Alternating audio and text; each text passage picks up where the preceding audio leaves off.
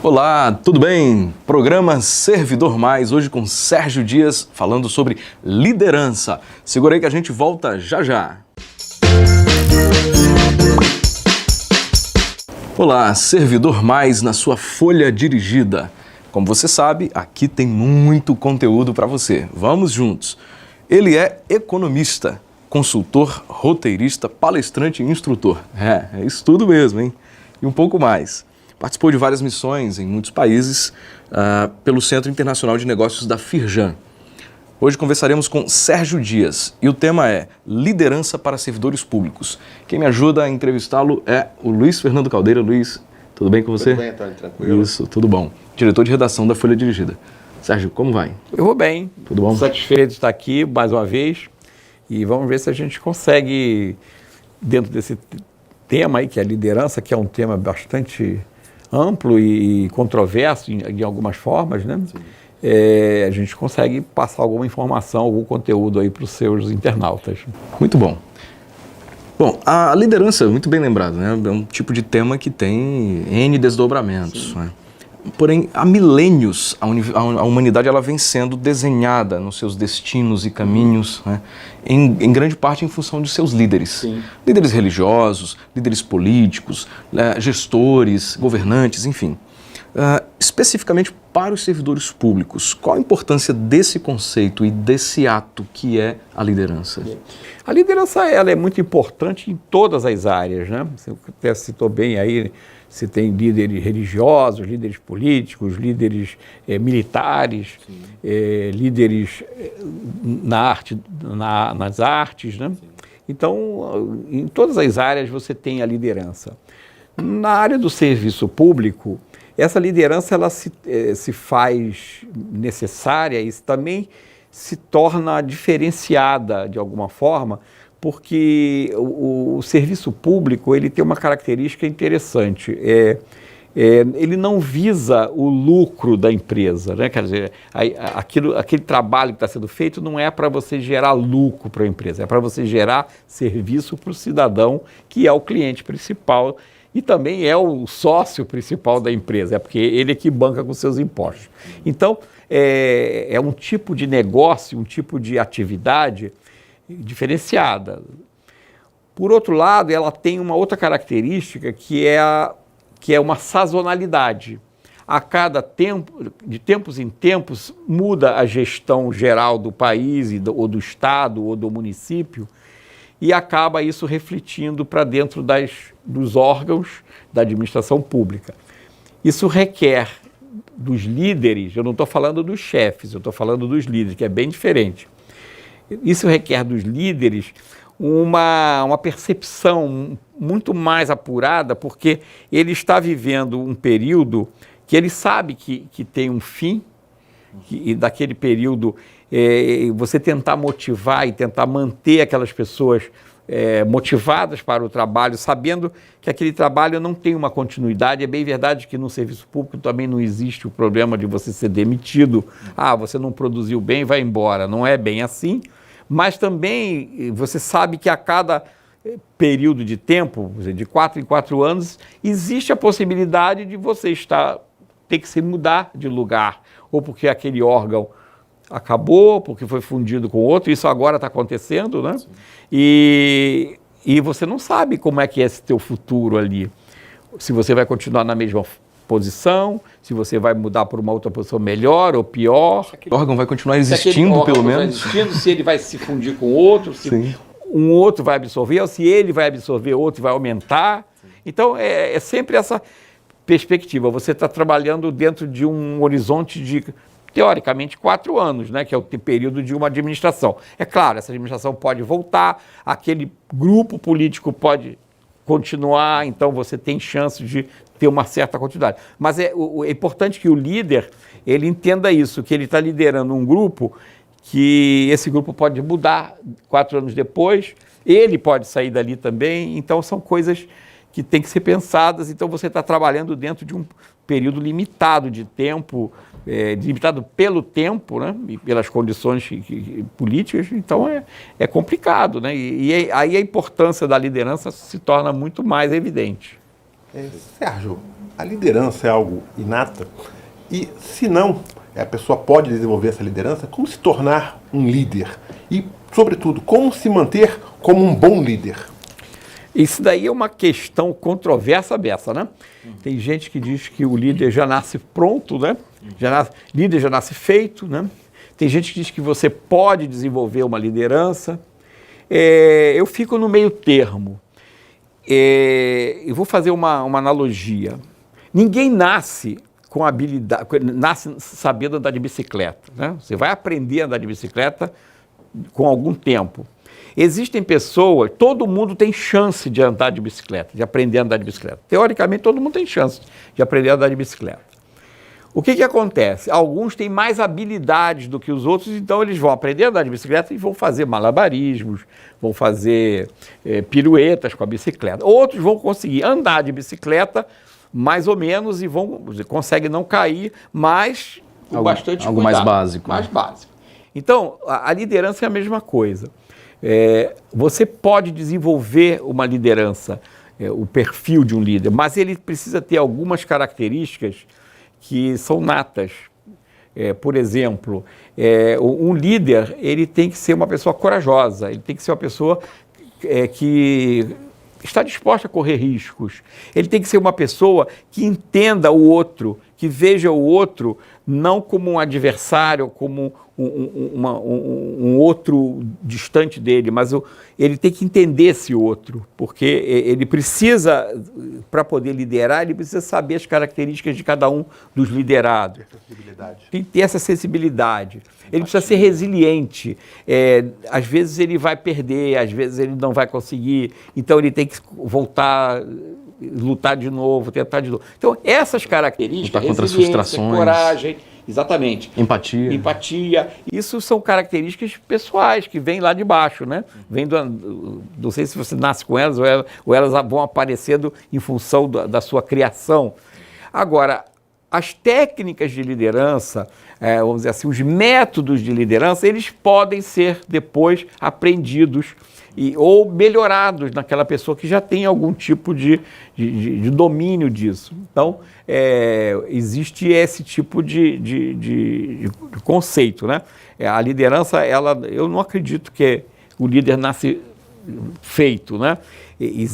O líder, ele nasce com algumas características que depois elas vão ser desenvolvidas e vão ser complementadas com teorias e com métodos e com práticas que ele vai aprender ao longo da vida. Mas é possível uma pessoa que não tenha tais características, ainda assim, desenvolver-se como líder? Sim, talvez ele não vá ser um líder de projeção, mas ele vai liderar, pelo menos liderar dentro de uma certa limitação. Eu faço uma outra analogia. Eu fiz dança de salão durante muitos anos e eu tinha um colega meu da turma que ele era uma pessoa completamente sem ritmo, ele não conseguia dançar. E depois de algum tempo eu vi que ele começou a dançar, ele foi aprendendo a dançar. É claro, ele nunca vai ser um bailarino, um virtuoso da dança, mas ele aprendeu a dançar, pelo menos para ele satisfazer durante uma festa, ou para agradar a esposa ou a namorada, ele sabia dançar. Então, a liderança, eu acho que é isso. Você, mesmo uma pessoa que não tem essas características necessárias para um bom líder, ela pode aprender técnicas de liderança, de se desenvolver e vai liderar. Claro, não vai chegar a um nível, vamos dizer assim, extraordinário de liderança, como o outro. Mesma coisa da bicicleta que eu falei, né? Eu posso aprender a bicicleta e ficar treinando todo dia. Se eu não tiver aquelas habilidades básicas, eu nunca vou ser um artista da bicicleta. Eu vou andar bem, mas nunca vou ser um malabarista da bicicleta. Ao passo que o outro, que vai aprender junto comigo, ele vai se desenvolver mais, né? Eu acho que a liderança também chega pode ser considerada dentro desse conceito aí. Muito bom. Num contexto onde você não contrata nem demite, né? O serviço público, a rigor, você não tem esse poder, né? Nem da contratação, eu quero fulano de tal, muito menos da demissão, né? E onde o processo de avaliação e de reconhecimento, ele circula entre o protocolar e o engessado, né? Numa situação como essa, como gerar resultado no exercício da liderança? É importante, o líder ele tem que buscar uma forma de motivar o liderado para que o liderado consiga produzir, quer dizer, pelo menos dentro do esperado ou ultrapassar isso. Para isso ele precisa motivar essa pessoa. E para motivar essa pessoa ele precisa identificar que tipo de elemento ou que tipo de fator de motivação pode ser importante. Por exemplo, você falou aí, a pessoa não é demitida ela pode ser demitida por justa causa ou por um processo administrativo, se cometer alguma... Mas vamos pensar, não vamos pensar numa pessoa assim. Quer dizer, uma pessoa que não produz ou que tem uma baixa produtividade, ela não é demitida do serviço público, porque ela entrou ali por um concurso, ela tem uma garantia. Então, esse medo de ser mandado embora não existe. Então, você tem que ter outro tipo de sensibilização para essa pessoa, para ela ver o seguinte, qual é o teu limite? O que você tem que fazer? Eu acho que a grande sacada aí do líder dentro da área do serviço público é tentar sensibilizar aquele funcionário que, na realidade, ele está prestando um serviço público. Ele tem que atender ao cidadão, que é quem paga o imposto, que mantém aquele serviço, que paga o salário dele e que precisa ter um retorno de serviço. Então, a motivação seria essa, talvez mostrar que a qualidade do serviço, como ele atende o cidadão, o tipo de atendimento, seria uma forma dele se destacar, dele se colocar de uma forma diferenciada daquilo que seria o básico, né? Então, tem que buscar por aí, porque, como você falou, o problema dele ser avaliado, ele é avaliado dentro de processos engessados ou processos protocolares. Ele não é avaliado por resultados. Ele foi elogiado pelo cliente que atendeu aqui, o cidadão que foi atender. Isso não gera para ele nenhum tipo de promoção. Pode gerar algum tipo de satisfação. Mas essa satisfação, aí você tem que olhar a escala de Maslow, né? Para saber o seguinte, que nível que você vai estar atribuindo a ele? Ele está na automotivação ou ele já está querendo partir para uma outra área, né? Para um outro nível acima? Ele ainda está no nível básico de satisfação ou ele já quer alguma coisa que melhore o status refinado dele, mais refinado? Pois é. Então, o líder precisa entender isso, precisa entender cada um, saber o que cada um demanda, e o que cada um pode oferecer e tentar sensibilizar o liderado para esse tipo de missão que ele tem, que é de bem atender o cidadão. Estamos acompanhando o programa Servidor Mais, na Folha Dirigida. Continue conosco, Sérgio Dias, consultor e economista, está aqui conosco falando sobre liderança. Ele acabou de citar, inclusive, Maslow, Abraham Maslow, a quem é atribuída a pirâmide das necessidades, né, da hierarquia das necessidades. É interessante, nesse contexto, como mapear essas necessidades, esses fatores de motivação entre os liderados, né? Isso parece ser extremamente importante para que se exerça a liderança e obtenha, obviamente, resultados através dela. O líder, uma das características do líder é saber entender, compreender e entrar na cabeça do liderado para saber como ele age, como ele pensa, como ele reage, porque cada um de nós é diferente, né? Então, dentro de um grupo onde você é o líder, você tem que, primeiro, você não pode tratar todos igualmente. Não existe esse tipo, eu vou tratar todo mundo igualmente. Não, se você tratar todo mundo igualmente, você está tratando a maioria desigualmente, porque esse igualmente pode ser o padrão de um deles, mas não é dos outros. Eu vou dar um exemplo que eu acho que é melhor do que dar um conceito, né? Numa empresa, um empregado se destacou por alguma razão e tal, e que ia ser premiado. E a chefia dele, mais uma vez eu digo, o chefe é diferente de líder. O chefe, ele não se preocupa com esse tipo de coisa. Se fosse o líder, teria que se preocupar. Então o chefe dele resolveu dar a ele um prêmio. E deu a ele um prêmio que seria uma viagem para um resort no Nordeste, por uma semana.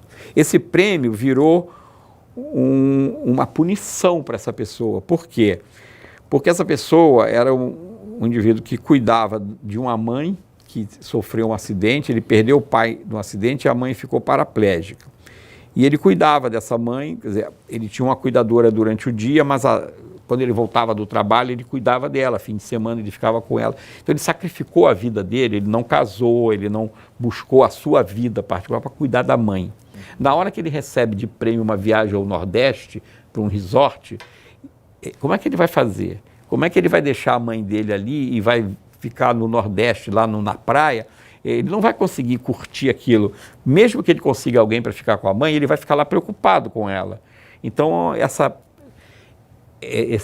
recompensa ou essa gratificação foi uma punição.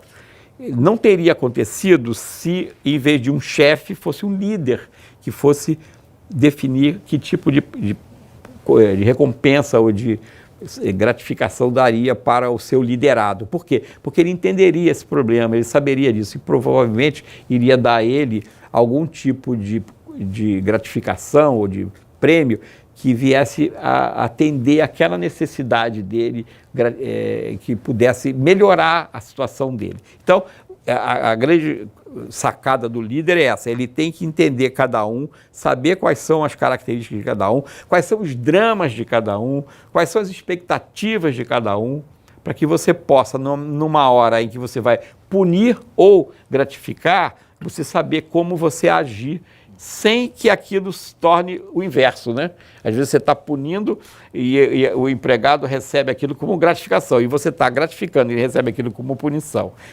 porque você não está entendendo como é que funciona a cabeça dele ou a vida dele. Perfeito. Sérgio, muitas pessoas elas tentam associar liderança a virtudes morais. A liderança pode ser considerada algo moralmente neutra, não? Eu acredito que sim, porque se você considerar, a gente quando fala em líder não está pensando só em líderes religiosos, líderes políticos, líderes do bem. Existem líderes do mal, né? Nós estávamos conversando aqui antes, né? Vários, inclusive. Tem vários líderes do mal. Você pega, por exemplo, o Bin Laden, né? O Bin Laden foi um líder. Você acha que o Bin Laden, a liderança dele se baseava, como você colocou, nos preceitos morais ou éticos? Talvez dentro da ética dele ou da moral dele. Isso também é um pouco... tem que olhar cada um, né? Qual é a sua moral. De repente, a tua moral, a tua ética é diferente da do outro. Então, você tem que pensar que a liderança ela pode estar sendo exercida independente de valores morais ou de valores religiosos. Então, você tem líderes hoje que são... ainda mais agora, na época que você tem recursos de comunicação muito potentes, né, como a internet, né, como as redes sociais, você começa a identificar lideranças ali dentro que podem levar para o mal ou para o bem, né? Elas conseguem juntar pessoas em torno delas. Às vezes você vê assim, como é que um indivíduo desse tem 2 milhões de seguidores. O que ele está, qual é o conteúdo do que ele está colocando aí? Então, você tem que entender também isso. Então, as pessoas precisam se conscientizar que a liderança ela não está ligada à religiosidade, a valores éticos e morais. É claro que o líder tem que ter tudo isso, né? Só que dentro do conceito dele, né? Ele pode ser um líder de uma facção do mal e ter os valores dele ser completamente diferentes do outro. Perfeito. Esse aspecto da liderança do ponto de vista moral, né?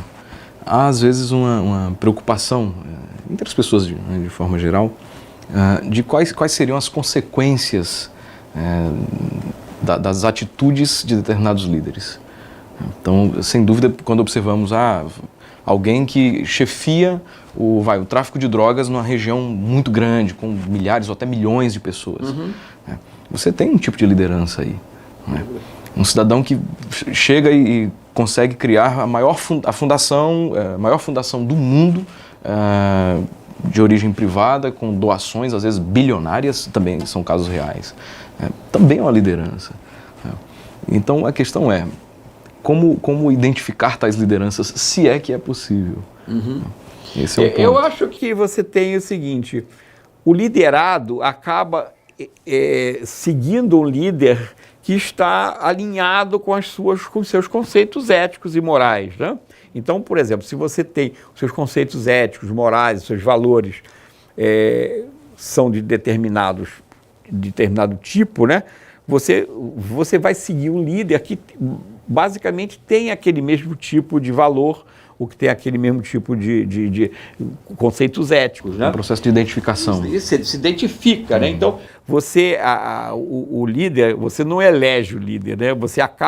O líder ele vai se tornando líder de um grupo. Por quê? Porque existe uma afinidade de interesses, uma afinidade de valores, de conceitos, de visão, exatamente. Então, eu até estava falando, eu estava me lembrando, teve um líder, eu não sei se os mais novos talvez não se lembrem, o Charles Manson, que ele levou um grupo enorme de pessoas ao suicídio, por questões religiosas, né? Isso foi...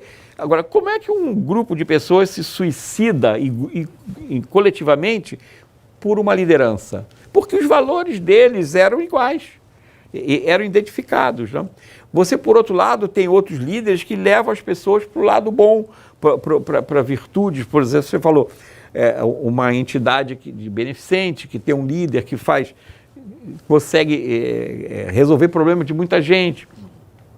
O próprio Jesus Cristo, né? Que foi um líder religioso que, apesar de, na época, os valores dele eram contrários aos valores vigentes no governo, né?